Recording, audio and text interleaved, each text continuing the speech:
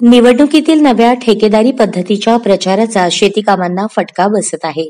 शेतीची कामे तुंबलेली असताना कोणाला कामाला येता का असे विचारले तर नाही बा असे उत्तर सध्या मिळत आहे.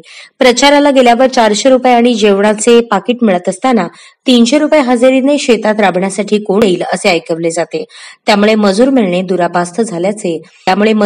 दुरापास्त झाल्याने शेतीची अनेक कामे खोळंबली आहेत.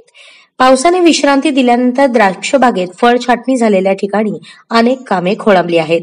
घड नसलेले नवे फुटवे काढणे, घडाला पुरेसा अन्न पुरवठा व्हावा यासाठी नवीन फुटव्याची वाढ रोखणे ही कामे वेळेत झाली तरच उत्पन्न चांगले आणि खात्रीलायक मिळण्याची आशा असते.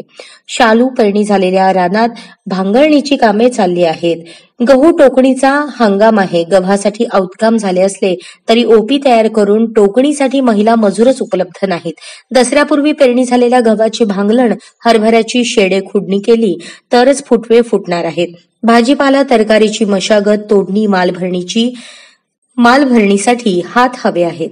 ही कामे वेळेत करण्यासाठी मजुरांची गरज आहे.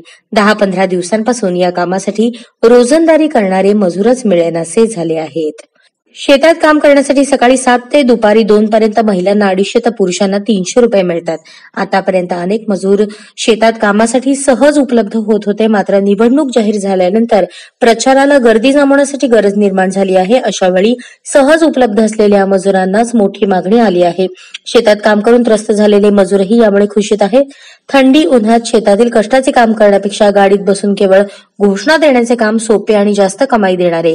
एकीकडे दिवसभर राबल्यावर 300 रुपये मिळत होते तर आता केवळ प्रचार सभा फेरीत आणि 400 रुपये रोज चहा आणि जेवणाचीही सोय साधून घ्यायची.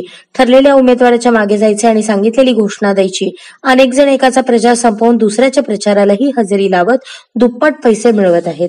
रोजचे गोडाचे जेवण आणि रोखीचे हिशोब यामुळे ग्रामीण भागात हा रोजगार सध्या जोमात चालू आहे. बहुतेक शेतमजूर हे सध्या प्रचाराकडे वळले असल्यामुळे शेतीची अन्य कामे ठप्प झाली आहेत.